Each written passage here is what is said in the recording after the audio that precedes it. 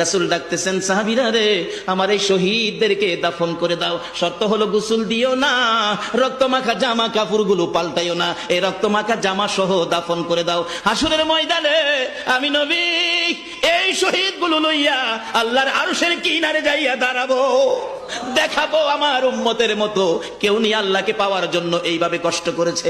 এবার দাফনের কাজ শুরু হলে কিতাব লেখে 69 জনের দাফন শেষ। 70-এর মাথায় আসওয়াদ দূরে পড়ে আছে। আমার নবী 2 কদম সামনে গিয়ে দেখে আসওয়াদ নতুন তরবারি হাতে চিত হয়ে পড়ে আছে, শহীদ হয়ে গেছে। আমার নবী ডাকে, রে আসওয়াদ, মদিনার হুর বিয়ে করতে পাঠাইছিলাম, মদিনার হুর বিয়ে করলি না, যুদ্ধের ময়দানে জীবন দিয়ে বিদায় হলে।